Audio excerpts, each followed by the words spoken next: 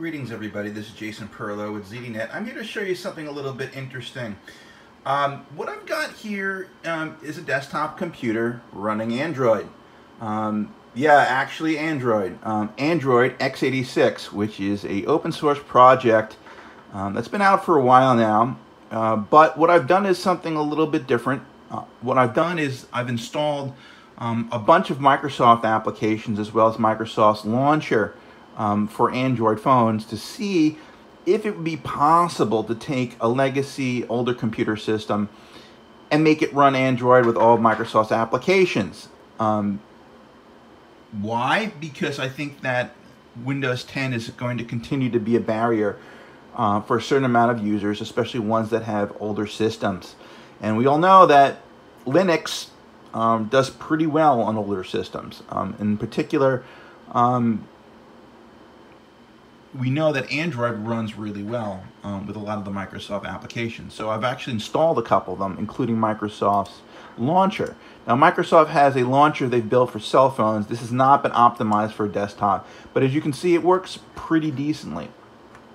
And it integrates OneDrive and Cortana and the Bing search engine and all the things that you expect from a Microsoft software stack, right? They've even got their own little app store here where they've got all their applications for Android listed here. Then you can install directly to the system. And again, this is nothing that has been optimized. I've literally just taken open source projects and Microsoft's apps from the Play Store and installed it. Right? So there's no screen optimization here. There's no, I mean, some of this stuff blows up on you, but some of this stuff actually works pretty darn well. If you take a look at Outlook, right, I've got my calendar, I've got my files, I've got, I can do all this stuff, which is pretty cool, right? And I can search, I can use, Cortana, I can use pretty much, anything that Microsoft has written for Android. The only thing that I can't get running right now is Edge, which is in beta for Android right now, but it says it's not compatible with this version, right? So they need to do some optimization.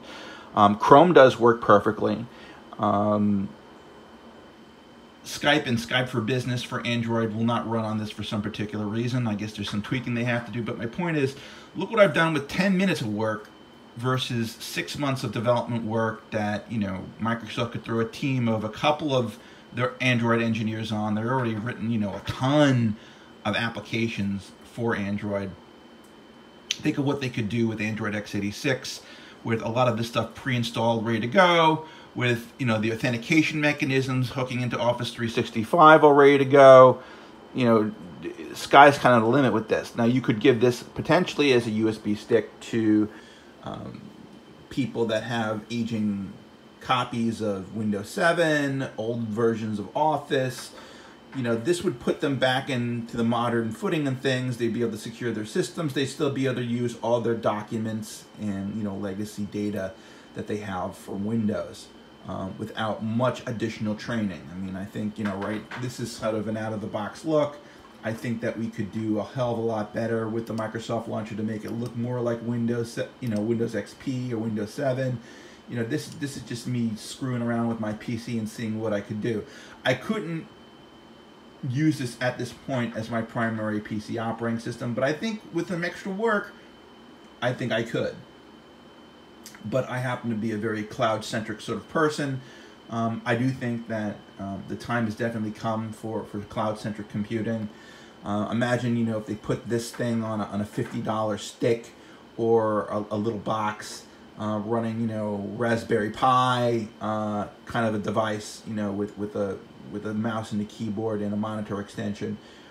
You could solve a lot of computing problems this way and move people into the cloud from their Microsoft workloads to cloud-based Microsoft workloads running on Azure and 365.